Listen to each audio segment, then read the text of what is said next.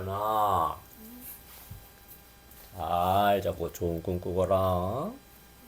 음, 피곤하지?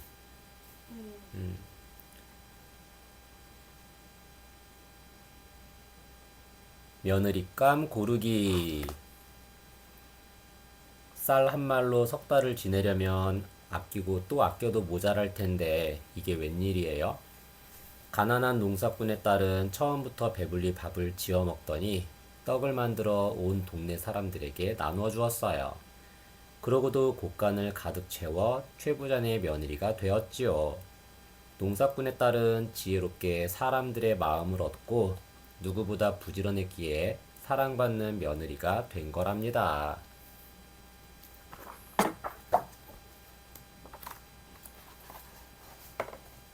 아버지, 사과 사왔어요. 최부자 아들이 사과 하나를 들고 신나게 뛰어왔어. 뭐? 사과를 사왔다고? 예, 20냥 주고 샀지요. 어이구, 마당에 널린 게 사과인데 겨우 하나를 20냥이나 주고 샀단 말이냐? 최 부자는 얼굴이 벌개져서 소리쳤어. 최 부자는 아들 걱정에 마음 편할 날이 없었어. 어수룩한 아들은 상한 생선에 구멍난 비단, 심지어 깨진 도자기를 사온 적도 있단다. 어휴, 저 녀석 때문에 살림이 거덜나게 꾸려. 최 부자가 한숨을 쉬자 아내가 말했지. 영감, 지혜로운 며느리를 얻으면 알뜰살뜰 살림도 잘하지 않겠어요? 최 부자는 무릎을 탁 쳤어. 다음 날, 최 부자는 동네방네에 방을 붙였어. 최 부자 집에서 며느리를 구한다고? 쌀 한 말로 석 달을 버티면 된대. 그래? 나도 가서 해볼래. 동네 처녀들은 너도 나도 나섰어. 최부잣집 며느리 구함. 하인 둘과 함께 쌀 한 말로 석 달을 지내는 처녀를 며느리로 삼겠소. 최부자. 첫 번째 처녀는 잘난 체하는 부잣집 딸이었어.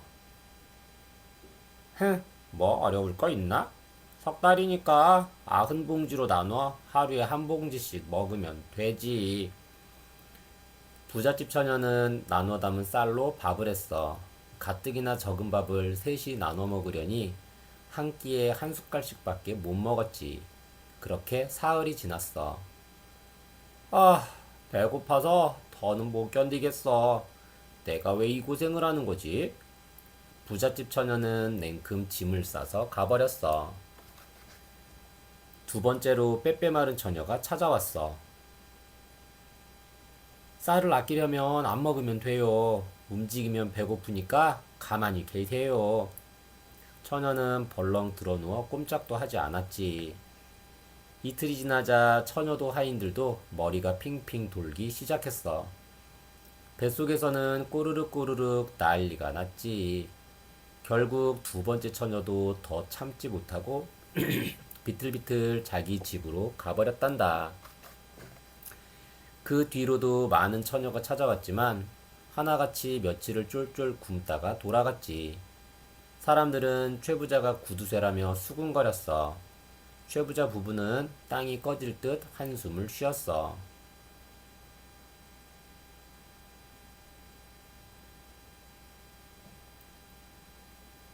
영감, 이러다간 며느리도 못 구하고 인심만 잃겠어요. 조금만 더 기다려 봅시다. 그러던 어느 날, 가난한 농사꾼의 딸이 찾아왔어. 그런데 이 처녀는 하는 짓이 영 딴판이야. 첫날부터 솥단지가 넘치도록 밥을 지었지. 할멈과 머슴은 어리둥절했어. 이러다간 열흘도 못 가 쌀이 떨어질 거예요. 괜찮아요. 걱정 말고 마음껏 드세요. 이튿날 처녀는 아침 일찍부터 쿵덕쿵덕 쌀을 찌어 떡을 만들었어. 할멈이 놀라서 물었지. 이 많은 떡을 어쩌시려고요? 이웃집에 나눠주려고요. 예? 먹을 쌀도 부족한데 나눠준다고요? 할멈의 입이 삐죽삐죽 대빨이나 나왔어. 처녀 덕분에 온 마을 사람들이 맛난 떡을 배불리 먹었어. 떡이 참 맛있지 않소? 젊은 처녀가 솜씨가 좋네. 그뿐인가? 마음 씀씀이도 넉넉하네 그려. 마을 사람들은 한 목소리로 처녀를 칭찬했어. 다음 날 아침, 눈을 뜨자마자 처녀가 말했어. 할멈, 마을에서 삭 바느질 거리를 얻어다 주세요. 맛있게 떡을 얻어먹은 사람들은 선뜻 일거리를 내주었지. 처녀는 부지런히 바느질을 했어. 바느질 솜씨가 어찌나 좋은지 사람들은 앞다퉈 일을 맡겼단다. 아가씨, 저희도 도울게요. 처녀가 열심히 일하는 것을 보고 할멈과 머슴도 나섰어. 그러면 산에 가서 나무를 캐다 주세요. 뗄 나무도 구해 오시고요. 배불리 먹은 할멈과 머슴은 일할 때도 힘이 났어. 처녀는 나물과 뗄나무를 장에 내다 팔았지. 처녀와 하인들이 부지런히 일하다 보니 어느새 제법 많은 돈이 모였어. 약속한 석 달이 지나자 곡간은 곡식으로 가득 찼어. 세 사람이 1년을 거뜬히 먹고도 남을 정도였단다. 마침내 최부자는 지혜로운 며느리를 얻었어. 쌀 한 말로 석 달을 지낸 것은 물론이고 텅 빈 곡간까지 가득 채웠으니 말이야. 처녀가 꽃가마를 타고 시집 오던 날 최부자 부부는 덩실덩실 춤을 추었단다. 그 뒤로 최부자 아들은 어떻게 되었을까? 지혜로운 색시 덕분에 집안을 잘 꾸려 나갔대. 이야기 속 우리 문화. 복덩어리 며느리, 우리 집안 보물일세.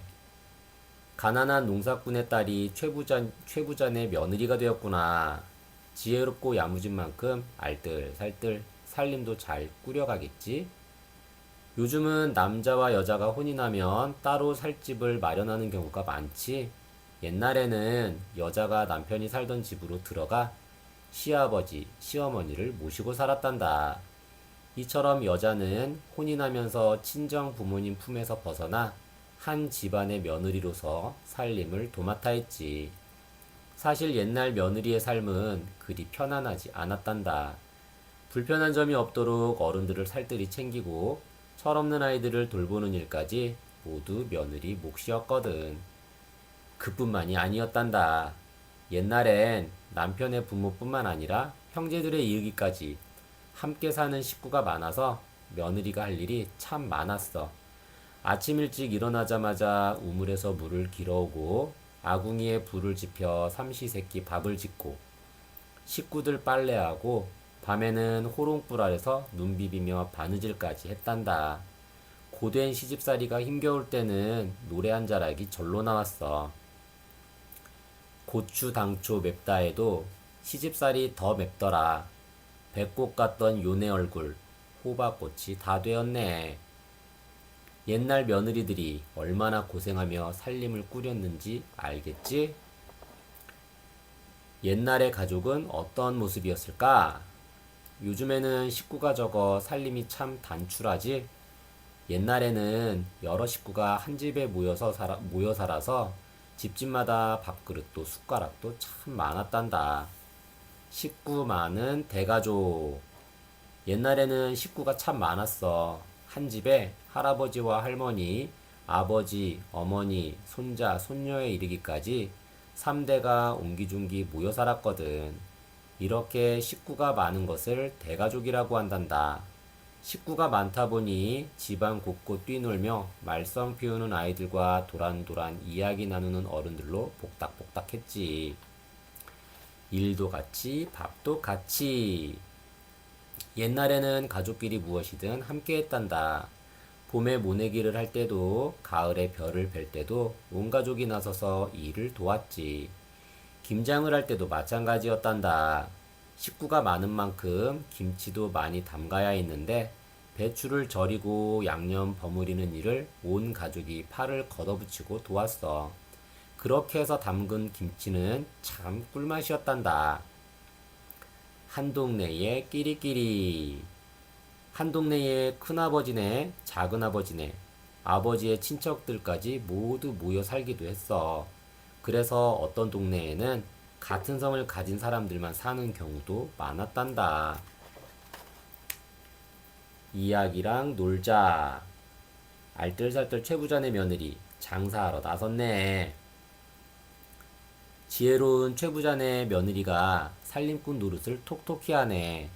어수룩했던 남편을 장터까지 이끌고 나와서 장사를 하고 있으니 말이야. 그나저나 며느리가 들고 온 물건들을 보렴. 할멈이 산에서 캔 나물도 있고 머슴이 따온 약초도 있어. 며느리가 한 땀 한 땀 정성스레 바느질한 물건도 잔뜩 쌓여있고 말이야. 너희도 최부자네 아들과 며느리가 정성껏 마련한 물건을 사고 싶지 않니? 적당한 값을 치르고 마음에 드는 물건을 사보렴. 마음에 드는 물건에 엽전 스티커를 붙여주렴.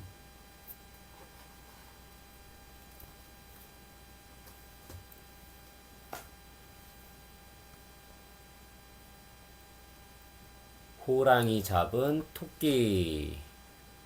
어느 날 토끼는 호랑이와 딱 맞닥뜨리고 말았어요. 배고픈 호랑이는 토끼를 잡아먹으려고 하지요. 꽤 많은 토끼는 재치 있게 위기를 빠져나가면서 호랑이를 몇 번이나 골탕 먹여요.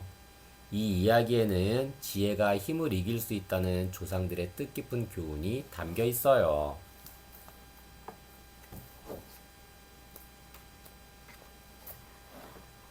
옛날에 아주 꽤 많은 토끼가 살았어. 그런데 어느 날 호랑이와 딱 맞닥뜨리고 말았지.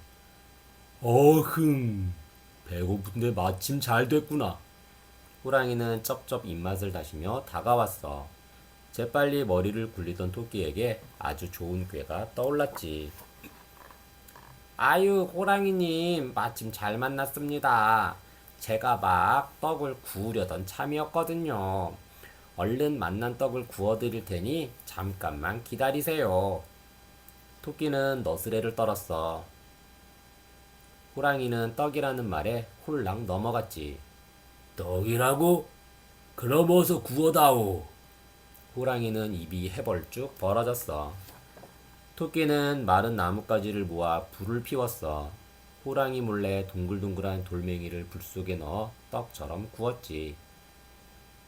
아차, 떡은 꿀을 찍어 먹어야 맛있는데.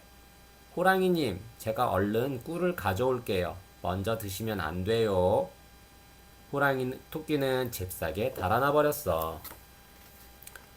혼자 남은 호랑이는 침만 꼴깍꼴깍 삼켰어. 이야, 노릇노릇 구워진 게 참 맛있겠다. 그런데 한참을 기다려도 토끼가 돌아오지 않는 거야. 호랑이 배에서는 꼬르륵 소리가 천둥처럼 울렸어. 아니, 이 녀석은 왜 이리 안 오지? 먼저 맛 좀 봐야겠다. 호랑이는 달궈진 돌멩이 하나를 들어 씹지도 않고 꿀꺽 삼켰어. 뜨거워. 어흥, 호랑이 살려. 호랑이 뱃속에서 불이 난 것 같았어. 눈에는 눈물이 핑, 코에서는 콧물이 주룩 흘렀지. 호랑이는 돌멩이가 다 식을 때까지 엉엉 울부짖었어. 며칠 뒤, 토끼는 숲속에서 또 호랑이를 만났어. 어흥!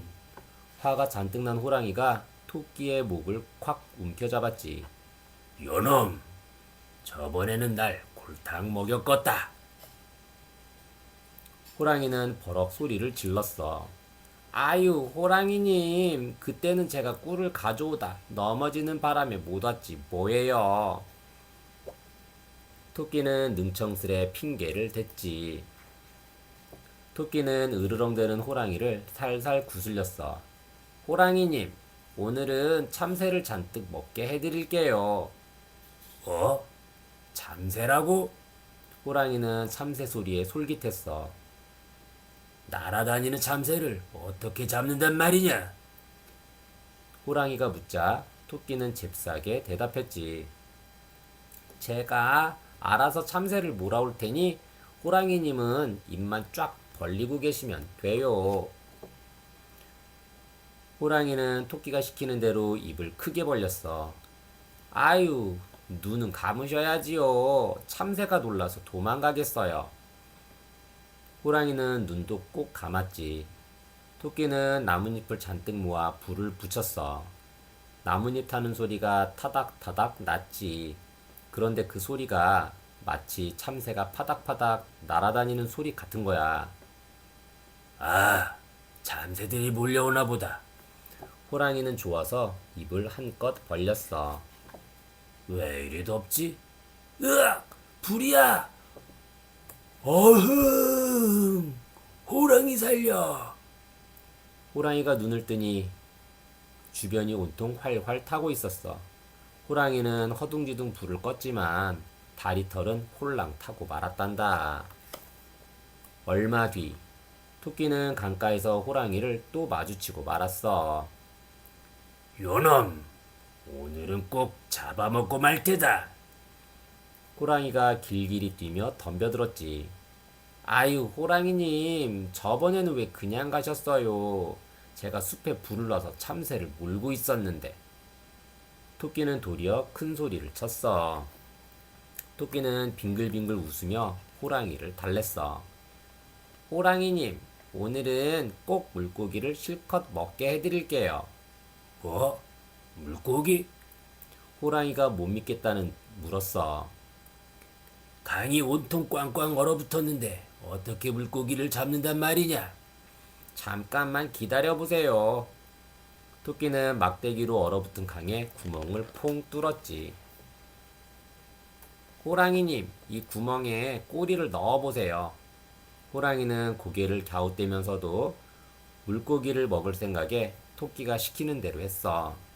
조금만 기다리면 호랑이님 꼬리에 물고기가 잔뜩 매달릴 거예요. 저는 얼른 물고기 담을 그릇을 가져올게요. 이래놓고 토끼는 또 후다닥 도망쳤지. 아무리 기다려도 토끼는 돌아오지 않았어. 추워서 더는 못 참겠다. 호랑이가 그냥 가려고 하는데 꼬리가 꽁꽁 얼어 움직일 수가 있어야지. 아이고, 또 당했구나. 그제야 호랑이는 토끼에게 속은 것을 깨달았단다. 따뜻한 봄이 되어 강물이 녹을 때까지 호랑이는 꼼짝도 할 수 없었대. 그 뒤로 호랑이는 토끼 그림자만 봐도 도망을 쳤다니 참 우습지. 이야기 속 우리 문화 12띠 동물 이야기를 들어보렴. 호랑이가 꽤 많은 토끼한테 혼쭐난 이야기가 참 재미있었지. 옛 이야기에는 동물들이 참 많이 나와. 조상들이 동물을 좋아하고 아꼈거든. 조상들은 12동물을 정해서 한 해마다 하나씩 짝지어 이름을 붙였단다. 한 해를 상징하는 동물의 이름으로 부르는 것을 띠라고 하지. 사람들은 누구나 태어나는 해에 동물에 따라 띠를 갖게 된단다. 소의 해에 태어나면 소띠, 호랑이 해에 태어나면 범띠인 거지. 조상들은 새해를 맞이할 때마다 그 해의 동물을 떠올리곤 했어. 자신의 띠와 그 해의 동물과의 관계를 따져보면서 한 해를 어떻게 보내게 될지 점을 치곤 했거든. 아이가 태어난 해의 동물과 아이의 성격이 비슷하다고도 생각했어. 결혼할 때도 궁합이라고 해서 상대의 띠와 자신의 띠를 맞춰보며 결혼 생활이 어떻겠다 미루어 생각하기도 했단다. 시계가 없던 옛날에는 12동물이 1년 12달과 하루 동안의 시간을 나타내기도 했어. 이 12동물을 땅을 지키는 신이라고 여겨 12지 신이라고 불렀지. 조상들은 탑이나 절의 벽화, 무덤 등의 12동물을 그리거나 새겨서 12방향을 지켜달라고 빌기도 했단다. 12띠는 순서대로 돌아간단다. 12띠는 쥐부터 시작해서 돼지의 순서로 끝난단다. 돼지해가 끝나면 다음에는 다시 쥐의 해가 되어 순서대로 돌아가지. 쥐, 소, 호랑이, 토끼, 용, 뱀, 말, 양, 원숭이, 닭, 개, 돼지. 이야기랑 놀자. 12띠의 순서는 어떻게 정해진 걸까? 아주 먼 옛날 하느님이 동물들을 모아놓고 말했어. 새해 첫날 일찍 오는 동물 12에게 상을 주마.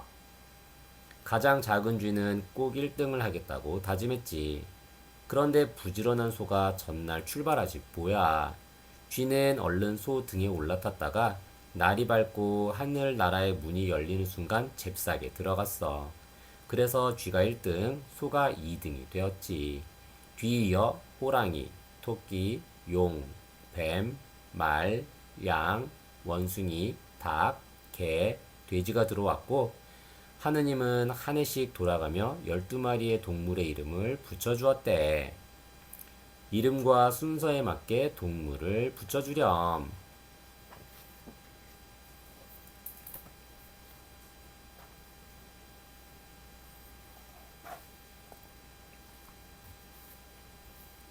어느 날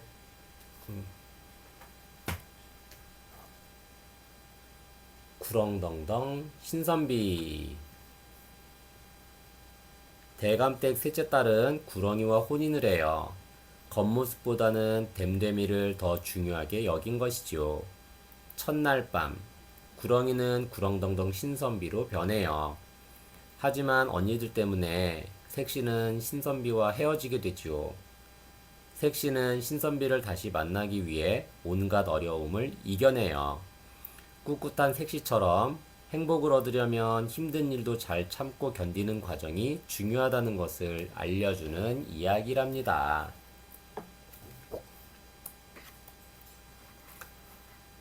아, 큰일 났어. 어쩌면 좋아. 혼자 사는 할머니가 아이를 낳았는데 글쎄 커다란 구렁이지 뭐야. 몇 달 전에 할머니가 들일을 하다가 큼직한 알을 주워서 삶아 먹었거든. 그 뒤로 배가 쑥쑥 나오는 게 이상하다 했어. 흐흐흐. 내가 구덩이를 낳다니. 할머니는 훌쩍훌쩍 울었어.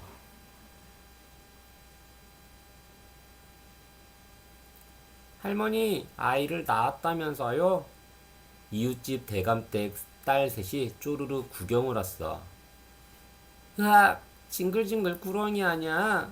큰딸이 소리를 버럭 질렀어. 에구머니나 꿈틀꿈틀 구렁이잖아. 둘째 딸이 고개를 획 돌렸어. 아마 구렁당당 신선비네. 막내딸은 방긋방긋 웃었지. 구렁이는 한 해 두 해 쑥쑥 잘도 자랐어. 그런데 어느 날 구렁이가 불쑥 대감댁 막내딸한테 장가를 들겠다지 뭐야. 막내딸도 덥석 구렁이한테 시집을 가겠대. 홀례날 구렁이는 구물구물 장대를 타고 스멀스멀 대감댁으로 건너갔어. 그리고 막내딸과 홀례를 치렀지. 구렁이는 새신랑이, 막내딸은 새색시가 된 거야. 밤이 깊어 구렁이는 색시와 단둘이 남았어. 구렁이는 시커먼 간장독에 풍덩 들어갔다가 끈적끈적 꿀독에 덤벙 빠졌다가 보들보들 밀가루 독에서 대굴대굴 굴렀지. 구렁이는 허물을 훌렁 벗고 번듯한 신선비가 되었단다. 착한 색시와 늠름한 신선비는 오순도순 행복하게 살았지. 그러던 어느 날 신선비는 과거를 보러 가게 됐어. 신선비는 집을 나서면서 구렁이 허물을 색시에게 주고는 단단히 일렀단다. 이 허물이 없어지면 나는 돌아올 수 없소. 부디 잘 간직하시오. 색시는 구렁이 허물을 저고리 안에 꼭꼭 숨겼어. 며칠 뒤 언니들이 놀러 왔어. 그런데 색시 저고리 아래로 비중 나온 구렁이 허물을 보고 말았지. 얘, 이게 뭐니? 구렁이 허물 아니냐? 아이쿠 징그러워라. 어서 떼워버리자. 색시가 말릴 틈도 없이 언니들은 구렁이 허물을 화롯불에 휙 던졌어. 타다닥. 구렁이 허물이 타는 냄새는 멀리 신선비가 있는 곳까지 퍼져 나갔단다. 허물이 없어진 탓인지 신선비는 돌아오지 않았어. 몇 달이 지나고 몇 년이 지났지만 끝내 아무 소식이 없었지. 눈이 빠지게 기다리던 색시는 신선비를 찾아 나섰어. 산을 넘고 강을 건너 가고 또 갔지만 신선비를 만나지 못했지. 그래도 색시는 쉬지 않고 걸었단다. 하루는 색시가 너른 논을 지나는데 한 아이가 새를 쫓으며 이러는 거야. 허이, 허이, 신선배님 드실 쌀이다. 그만 쪼아먹고 저리 가거라. 허이, 허이. 색시는 얼른 아이를 붙잡고 물었어. 얘야, 신선비님이 어디 사시는지 아니? 네, 바로 저 집이에요. 색시는 신선비가 살고 있다는 집으로 달려갔어. 드디어 색시는 신선비를 만났어. 반가움도 잠시. 신선비가 슬프게 말했어. 나는 이댁딸과 혼인하기로 했소. 신세를 많이 져서 어쩔 수가 없소. 색시는 마음이 무너지는 것 같았어. 색시는 집주인을 만나 그동안의 일을 이야기했어. 잠자코 듣던 집주인이 입을 열었지. 당신도 우리 딸도 참 딱하게 되었구려. 집주인은 한참 고민하다가 이렇게 말했어. 당신과 우리 딸이 겨뤄서 이기는 사람이 신선비와 혼인하는 게 어떻겠소? 색시는 그 집 아가씨와 세 가지를 겨루기로 했어. 첫 번째 내기는 참새가 앉아있는 나뭇가지를 가져오는 거였어. 아가씨는 참새가 앉은 나무를 툭 꺾었어. 참새들이 화르륵 날아가 버렸지. 색시는 먼저 나뭇가지를 꺾어 머리에 얹었어. 그리고 참새가 날아와 앉자 살금살금 걸어갔지. 색시가 먼저 한 판 이겼어. 두 번째 내기는 굽이 높은 나막신을 신고 물을 길어오는 거였어. 아가씨는 엄벙덤벙 그저 빨리 걸었지. 물은 철벙철벙 반이나 흘리고 말았어. 색시는 물동이를 이고 사뿐사뿐 얌전히 걸었어. 물도 한 방울 안 흘리고 말이야. 그래서 새색시가 또 이겼지. 마지막 내기는 호랑이 눈썹을 뽑아오는 거였어. 아가씨는 호랑이가 너무 무서워서 그냥 돼지 눈썹을 뽑아왔지. 색시는 호랑이를 찾아 깊은 산속을 헤매다가 나무 아래서 자고 있는 호랑이를 보았어. 색시도 호랑이가 무서웠지만 꾹 참고 조심조심 다가갔어. 색시는 호랑이가 깨지 않게 살그머니 눈썹을 뽑았지. 마지막 내기도 색시가 이겼어. 내기에서 모든 이긴 색시는 드디어 신선비와 함께 살게 되었어. 여보, 그동안 정말 고생 많았소. 다시는 헤어지지 말고 사이좋게 삽시다. 신선비와 색시는 마주보며 환하게 웃었어. 색시와 신선비는 아들, 딸 여럿 낳고 오래오래 행복하게 잘 살았대. 이야기 속 우리 문화. 보이는 모습이 전부는 아니란다. 구렁이가 허물을 벗고 의젓한 신선비로 변신하다니 희한한 일도 다 있지. 그나저나 헤어질 뻔했던 색시와 신선비가 다시 만나서 참 다행이야. 구렁이는 뱀처럼 꼬리가 길쭉한 짐승인데 뱀보다는 훨씬 크단다. 구렁이를 가만히 보고 있으면 징그럽기도 하고 괜스레 겁이 나기도 하지. 그런데 옛날 사람들은 구렁이가 초가집 처마 밑으로 슬금슬금 기어들어와도 잡기는커녕 기뻐하며 그대로 두었단다. 심지어 구렁이를 보며 기도하기도 했대. 구렁이를 집을 지켜주는 신이라고 여겼거든.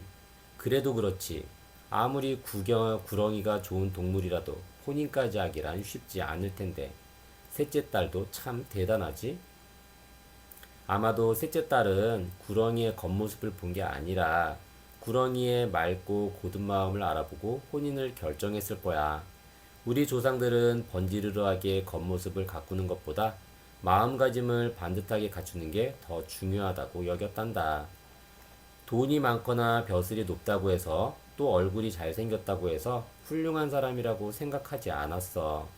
아는 것이 많고 덕 있는 사람이 더 훌륭하다고 여겼지. 그래서 옛날에는 학문을 닫고 마음을 다스리는데 힘을 쓰는 선비들이 사람들의 존경을 받았어. 겉모습이 아니라 마음가짐을 중요하게 여겼던 거야. 보기 좋다고 속까지 좋을까? 보기에는 참 맛있게 생겼는데 막상 먹으면 맛없는 음식이 가끔 있지? 겉모습보다 진짜 모습이 중요하다는 뜻이 담긴 우리 속담을 살펴보자꾸나. 빛 좋은 게살구. 게살구는 겉보기에는 살구처럼 빛이 곱지. 하지만 막상 베어 먹으면 아주 떫고 시단다. 게살구처럼 보기에만 게살구처럼 보기에만 좋고 별로인 것을 일컫는 말이야. 뚝배기보다 장맛. 뚝배기는 흙을 구워 만든 투박한 그릇이야. 도자기나 사기 그릇보다는 볼품 없지. 하지만 중요한 건 그릇이 아니라 그릇에 담긴 음식이 아니겠니? 겉모습보다 내용이 중요하다는 말이야. 며느리 인물보다 마음이 살림, 며느리 인물보다 마음이 살림 미천. 예쁘게 생겼지만 못된 마음씨를 가진 며느리가 들어오면 어떻게 되겠니? 아마도 하루하루 평탄한 날이 없을 거야. 가정이 화목하려면 비록 인물은 보잘것없더라도 착한 마음씨를 가진 며느리가 들어오는 게 으뜸이라는 뜻이란다. 까마귀가 검기로 속까지 검을까? 까마귀는 새까만 새야. 그렇다고 속까지 까만 건 아니지. 겉으로 보이는 모습만으로 사람을 평가해서는 안 된다는 뜻이란다. 이야기랑 놀자. 매낭국주. 사군자는 선비의 마음을 닮았어. 옛날에는 선비들이 밤낮으로 열심히 공부했단다. 돈을 많이 벌거나 높은 벼슬을 하려고 한 게 아니라 자신의 인품을 높이 쌓아 백성과 나라를 위해 좋은 일을 하려는 훌륭한 뜻에서였지. 선비들은 매화, 난초, 국화, 대나무를 특히 좋아했어. 차가운 눈 속에서 고운 꽃을 피우는 매화, 깊은 산 속에서 홀로 그윽한 향을 내는 난초, 가을 서리에도 꿋꿋한 국화, 늘 푸르고 고든 대나무. 선비들은 이 네 가지가 선비의 마음을 닮았다고 해서 사군자라고 부르며 늘 가까이 했단다. 선비의 방안을 사군자가 그려진 물건들로 멋지게 꾸며주렴.